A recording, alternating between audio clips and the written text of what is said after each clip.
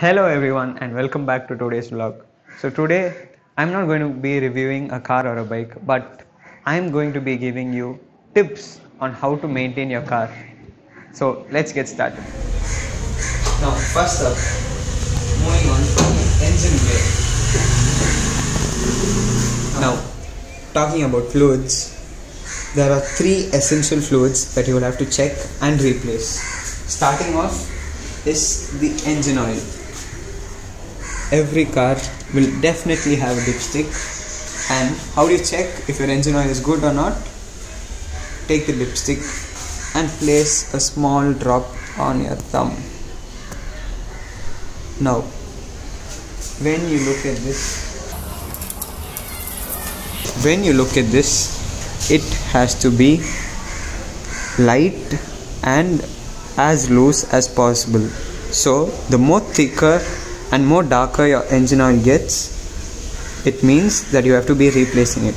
If you really care about your car, get your car to the nearest Shell fuel station. Well, I'm not advertising for them, but out of experience, I really like the lubricants. They do a great job. And if you're going to be buying lubricants from them, they're going to do the job of replacing the oil filter and the oil for you. Now, moving on to the second fluid, it is the coolant. According to your car, you will have measuring levels and just have an eye on it. Generally, you don't have to replace your coolant as such, you just have to keep topping it up.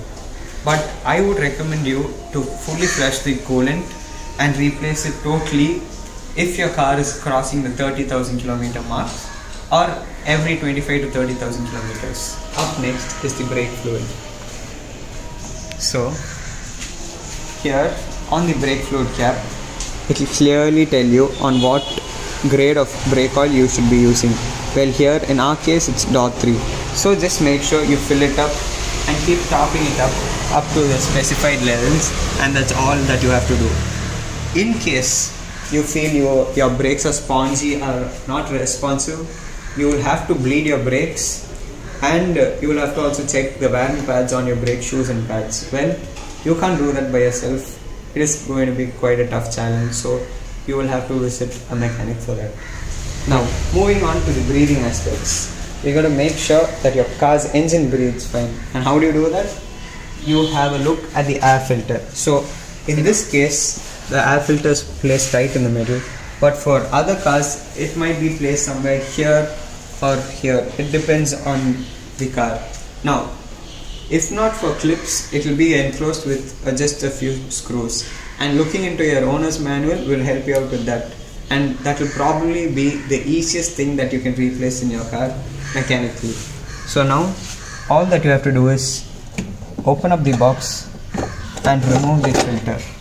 Now as you can see, I replaced this like a few thousand kilometers ago and it is quite dirty. So you can either just thrust it out, you see the amount of dust coming out, so you can probably clean it up and put it back inside. Or if you feel that is really worn out, you have to be replacing your air filter.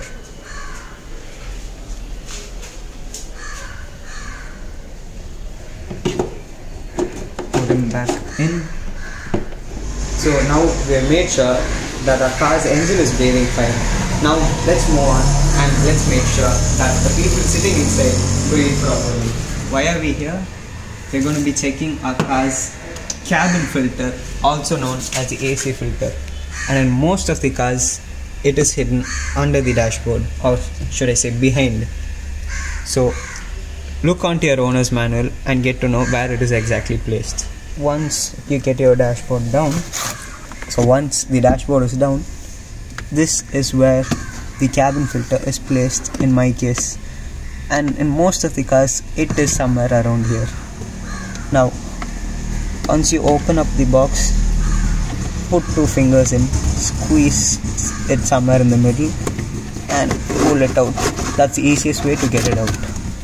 And now I replaced this the same time I replaced my air filter, which was like 2000 kilometers ago, and pretty much okay, it's not very bad. so I'll just probably clean it up and put it again. But if yours is really dirty, is turning black, then you really need to be replacing it.